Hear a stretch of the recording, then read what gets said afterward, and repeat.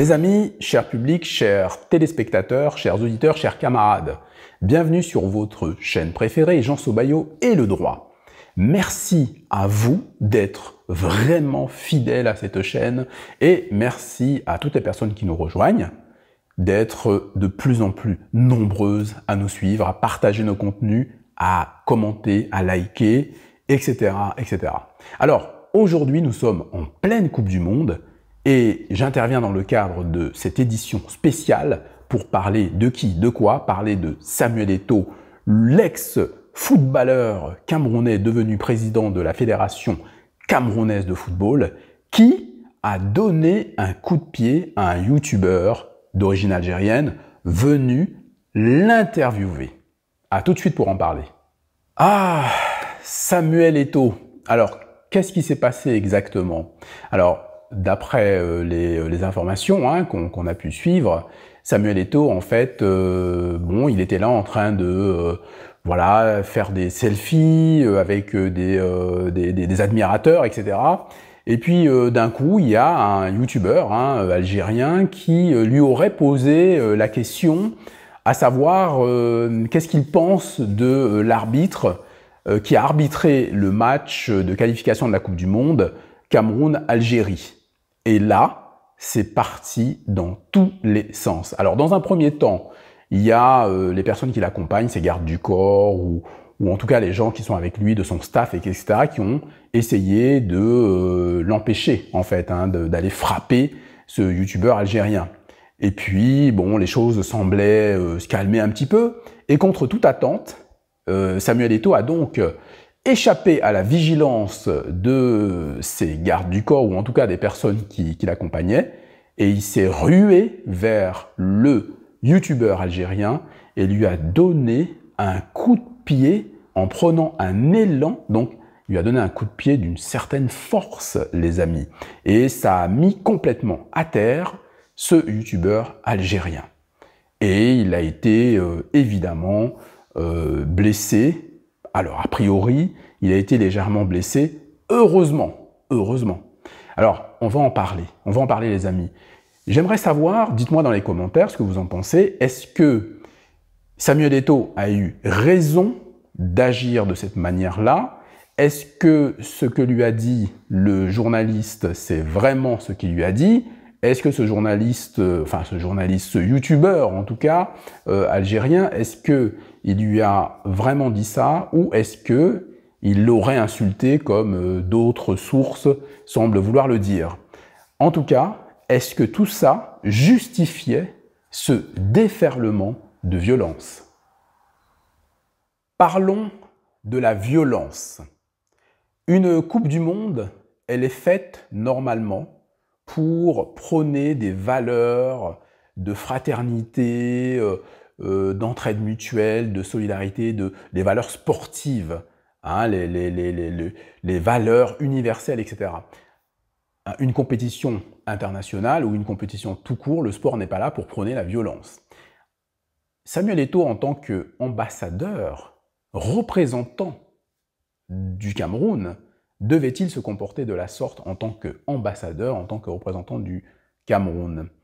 En parlant de la violence, évidemment, que ce soit dans le sport ou ailleurs, rien ne peut justifier la violence. C'est-à-dire qu'en gros, on ne répond pas à la violence face à des insultes. Ça, c'est déjà une première information.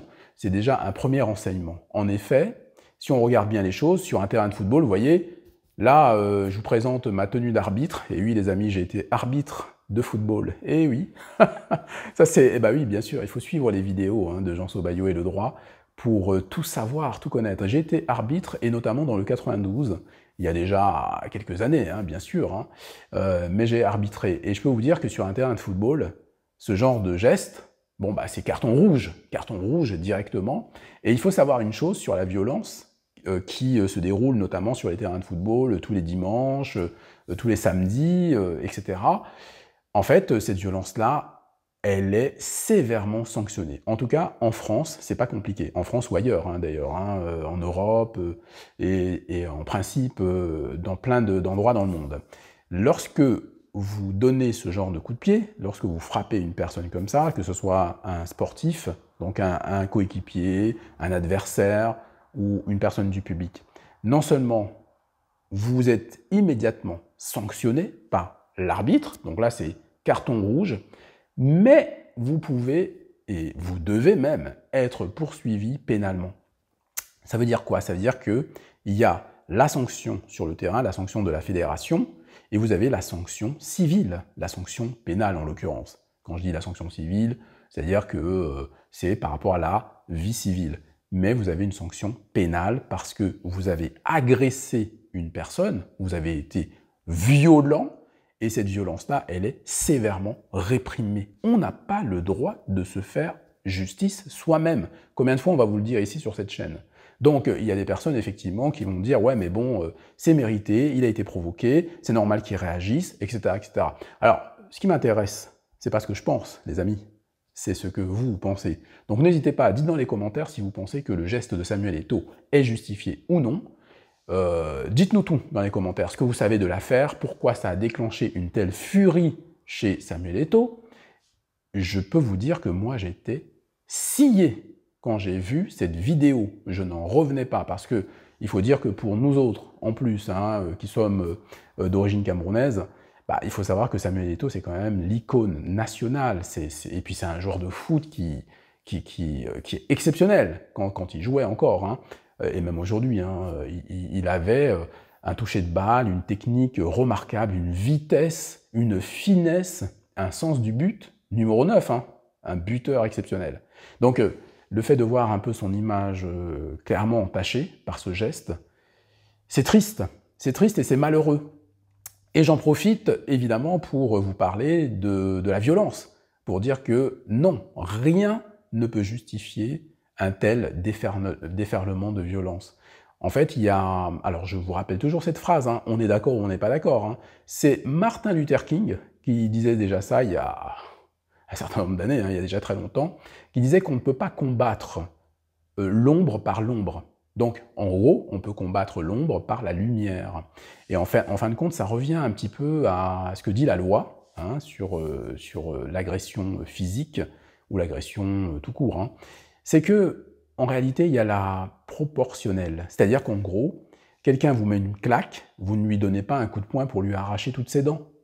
Vous comprenez? Ça doit être équilibré. Donc, Samuel Eto'o aurait dû répliquer, mais de manière verbale, et non pas de manière physique. Donc, pour ce qui me concerne, je pense sincèrement qu'il a eu tort et qu'il montre une très mauvaise image de ce qu'est un sportif et de ce qu'est un représentant du football camerounais.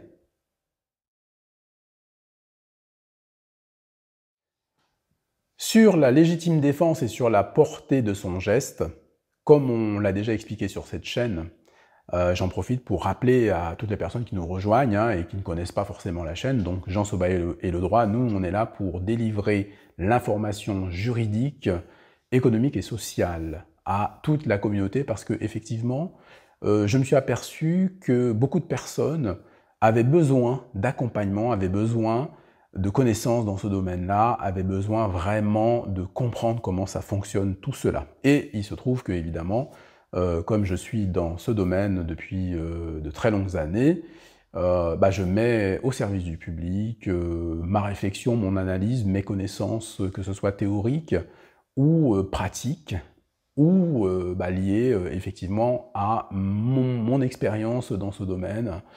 Alors je peux vous dire que par rapport à la légitime défense, on n'y est pas du tout. C'est-à-dire qu'en fait, à aucun moment, Samuel Eto'o s'est senti attaqué, s'est senti menacé, etc. À aucun moment. C'est une insulte qu'il a dû recevoir, et cette insulte-là méritait une action, on va dire, une action à la limite judiciaire. Alors je dis que c'est une insulte qu'il a dû recevoir, mais je n'en suis pas sûr du tout, parce que d'après ce qui est écrit, parce qu'il y a ce qui est écrit et puis il y a ce qui s'est passé, d'après ce qui est écrit, ce journaliste lui a juste, un journaliste youtubeur algérien, lui a juste posé une question par rapport à ce qui s'est passé lors du match Cameroun-Algérie, où on a soupçonné des fraudes ou un arbitrage en tout cas très très mauvais. Bah, c'est vrai que poser la question au président de la fédération camerounaise de football, ça revient quelque part à lui dire « Bon, t'as payé l'arbitre combien en fait hein ?» Bon, on est dans le monde du foot, on connaît, hein, toutes les personnes qui connaissent le foot savent comment ça se passe. Donc évidemment, on a bien compris que Eto'o, ça l'a énervé de se dire « Ah ouais, donc pour eux, on a triché pour être en Coupe du Monde. » Et en plus, ce qui est énervant aussi, c'est qu'effectivement, le Cameroun a été éliminé, n'a pas pu transformer malheureusement les opportunités, parce qu'au football, si vous voulez, vous pouvez très bien bien jouer, mais ce qui compte à la fin, hein, c'est de gagner. Hein. Donc bon, bah écoutez, on peut dire oui, c'est dommage, ils ont battu le Brésil, ils auraient pu. Je suis quelqu'un de pragmatique, les amis. C'est le résultat qui est important. C'est pas non plus le fait de faire un beau jeu au football. Hein. Le beau jeu au football, malheureusement, pour les puristes, ne rapporte pas toujours. Vous voyez, il faut une combinaison des deux, hein, le beau jeu et puis beaucoup de rigueur, beaucoup de pragmatisme. Surtout dans le football moderne, dans le football qu'on connaît aujourd'hui. Donc évidemment, bon, je n'ai pas été qu'arbitre, hein, vous l'aurez bien compris, j'ai également joué pas mal au football, donc effectivement, je peux vous en parler en étant très très à l'aise. Et sur les terrains, non, on peut pas avoir des comportements comme ça, déjà sur les terrains. Et puis en dehors du terrain, normalement, ces mecs-là, arrivés à ce niveau-là, ils sont pas comme nous, on va dire, hein, au quotidien, ou voilà, on peut... non, ce sont des personnes qui représentent quelque chose d'important. Ils représentent une nation, ils représentent une image du football, en général, hein, pas seulement de leur pays, ils représentent quelque chose de très fort sur le plan éducatif. Donc, si déjà, à ce niveau-là, on montre ce genre de comportement, comment voulez-vous que nos enfants grandissent en paix les uns avec les autres? C'est pas possible. Ce n'est qu'un match de football. Il y a beaucoup plus important en Afrique. Voilà. Donc, moi, quand je vois des choses comme ça, clairement, je ne suis pas d'accord. Hein. Clairement, je suis très déçu par ce geste. Il aurait pu faire autrement. Hein. Il aurait pu peut-être, j'en sais rien moi, enfin ne pas faire ça en tout cas, porter plainte peut-être contre la personne qui l'accuse d'avoir corrompu l'arbitre. Alors quand je dis ça, je suppose, hein, parce que la version officielle, c'est que le youtubeur algérien lui a juste demandé ce qu'il pensait de cet arbitre qui a arbitré le match Cameroun-Algérie, bon, qui a éliminé l'Algérie.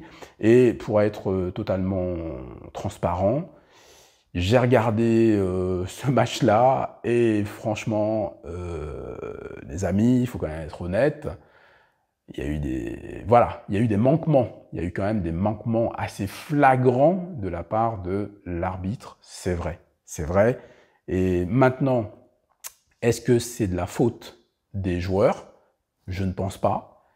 Est-ce que la fédération camerounaise de football, par, on va dire, le truchement hein, de Samuel Eto'o, a un petit peu corrompu? Alors là, on n'en sait rien. À la limite, ça ne regarde pas spécialement les joueurs. Vous savez, le nombre de matchs où les arbitres sont mauvais, où il y a des soupçons de corruption, il y en a des tonnes. Donc voilà, mais bon, c'est dommage que tout ça se soit passé comme ça, mais que ça aille aujourd'hui aussi loin jusqu'à des violences, mais non, les amis, non, ça c'est pas possible. Dites-moi ce que vous en pensez dans les commentaires, et puis on reviendra peut-être dessus hein, lors d'un live pour en parler tranquillement. Mais dites-moi ce que vous pensez de tout ça. Est-ce qu'il a eu raison, Samuel Eto'o? Est-ce qu'il y a des choses que nous ne savons pas? Est-ce que c'est normal de dénaturer, de tordre le cou, en tout cas au principe de légitime défense? Je vous rappelle que la légitime défense, ça doit être proportionnel. Et ça doit être, comment dire, fait tout de suite, hein, dans l'action évidemment. Bon, c'était le cas, hein, on va dire qu'il a été provoqué, mais ce n'est pas un cas de légitime défense dans le sens que bon, il n'a reçu aucun coup, aucune, on va dire en tout cas, provocation physique. On n'a rien vu. C'est une question qui lui a été posée. il a réagi physiquement, il n'y a même pas de légitime défense. Donc voilà, la légitime défense, c'est pas ça. La légitime défense, on vous attaque, vous vous défendez. Vous défendez de la même manière que l'attaque que vous avez subie. Exemple très simple, on vous donne une claque, bah vous répondez par une claque, et normalement, la claque doit être de la même nature que celle que vous avez reçue. Donc la claque que vous donnez doit être de la même force, en quelque sorte, que celle que vous avez reçue. Je sais, vous allez me dire que c'est complètement débile. Bah oui, parce que c'est vrai que c'est compliqué de contrôler la claque qu'on va donner à l'autre. Et oui, mais bon, en France, c'est comme ça en tout cas. Hein. Franchement, attention, on a eu un séminaire il y a 2 ans maintenant, dans le cadre de l'association de notre bureau, où on a parlé du comportement face à la violence policière notamment. Donc on expliquait un certain nombre de, de choses à faire et à ne pas faire. D'accord? Et c'est vrai que dans le cadre de la légitime défense, ce serait intéressant effectivement que je fasse une petite vidéo là-dessus peut-être pour expliquer à tout le monde comment tout cela fonctionne. Il y a des victimes qui se retrouvent condamnées. Et oui, il y a des personnes qui n'ont absolument rien fait, vous vous baladez tranquillement dans la rue, il y a un individu qui commence à vous embêter, etc. Il vous assène un coup, admettons, et vous lui en mettez 2, vous lui fracturez la mâchoire, etc., vous vous retrouvez à être condamné. Et oui, et à payer des sommes extraordinaires, alors que vous avez été victime au départ. Les amis, merci d'avoir suivi cette émission consacrée donc à Samuel Eto'o et son geste fou qu'on a du mal à comprendre. Je vous retrouve bientôt. Pour toutes les personnes qui sont intéressées évidemment par la création de la SAS, vous avez le lien qui est en dessous. Venez nous rejoindre, nous avons une conférence ce samedi.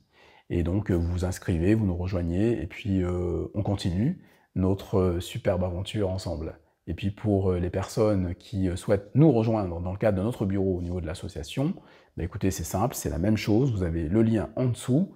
N'hésitez pas à venir nous retrouver parce que évidemment, plus on sera nombreux et plus on sera fort, plus on aura des moyens pour vous accompagner au quotidien, pour vous informer, pour vous protéger.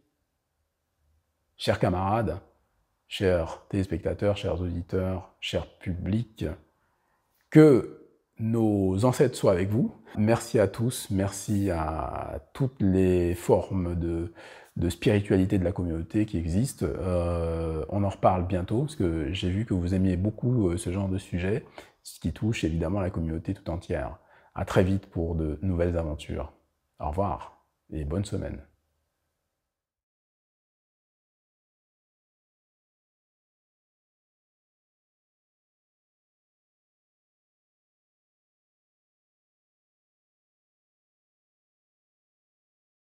En fait, on a envie de vous montrer un petit peu les coulisses de l'association. On a envie que les gens se rencontrent. On a envie qu'il y ait de l'effervescence et que l'amitié se développe. Vous voyez? Donc,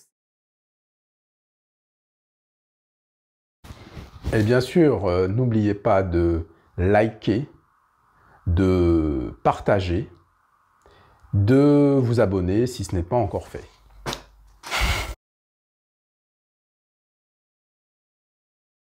Voilà, je suis un corrompu. Voilà, j'ai été corrompu par l'IEP Limal.